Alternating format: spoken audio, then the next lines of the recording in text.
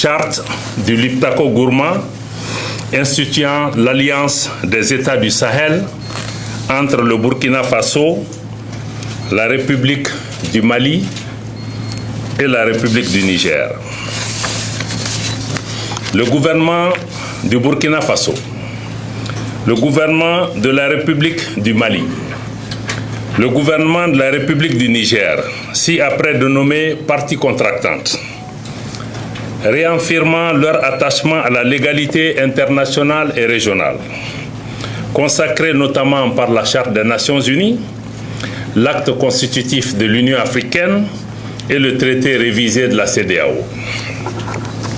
Convaincus de la nécessité de poursuivre les luttes héroïques menées par les peuples et les pays africains pour l'indépendance politique, la dignité humaine et l'émancipation économique. Fidèles aux objectifs et idéaux de l'autorité de développement intégré des États du Liptako-Gourma.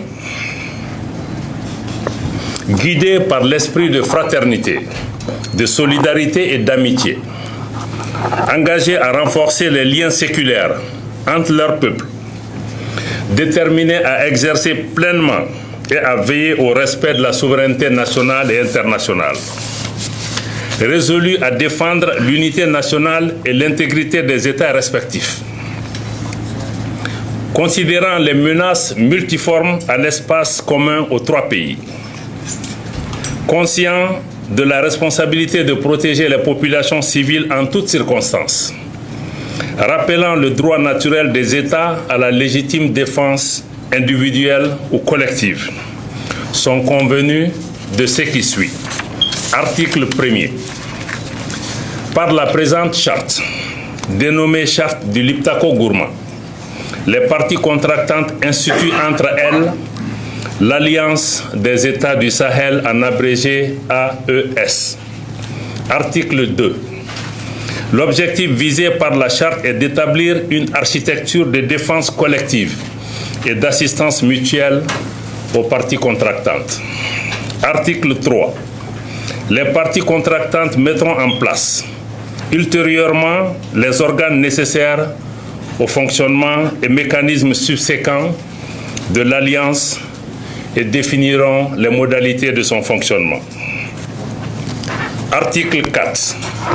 Les parties contractantes s'engagent à lutter contre le terrorisme sous toutes ses formes et la criminalité en bande organisée dans l'espace commun de l'Alliance. Article 5. Les parties contractantes œuvreront en outre à la prévention, la gestion et au règlement de toute rébellion armée ou autre menace portant atteinte à l'intégrité du territoire et à la souveraineté de chacun des pays membres de l'Alliance, en privilégiant les voies pacifiques et diplomatiques et en cas de nécessité à user de la force pour faire face aux situations de rupture de la paix et de la stabilité.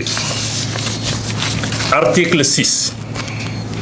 Toute atteinte à la souveraineté et à l'intégrité territoriale d'une ou plusieurs parties contractantes sera considérée comme une agression contre les autres parties et engagera un devoir d'assistance et de secours de toutes les parties, de manière individuelle ou collective, y compris l'emploi de la force armée, pour rétablir et assurer la sécurité au sein de l'espace couvert par l'Alliance.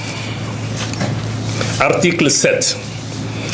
L'agression, telle qu'évoquée à l'article 6, comprend également toute attaque contre les forces de défense et de sécurité de l'une ou plusieurs parties contractantes, y compris lorsque celles-ci sont déployées à titre national sur un théâtre d'opération en dehors de l'espace de l'Alliance.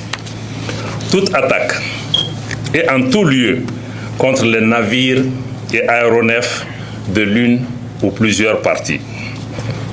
Article 8. Les parties s'engagent à ne pas recourir entre elles à la menace, à l'emploi de la force ou à l'agression, soit contre l'intégrité territoriale ou l'indépendance politique d'une partie. À ne pas faire de blocus des ports, des routes, des côtes ou des infrastructures stratégiques d'une partie par les forces armées. Ne pas, à partir d'un territoire mis à la disposition par une partie, perpétrer des attaques ou des agressions contre une autre partie ou des États tiers. Ne pas, à partir du territoire d'une partie, permettre à des groupes armés, des forces armées irrégulières ou des mercenaires perpétrer des attaques contre un pays du champ.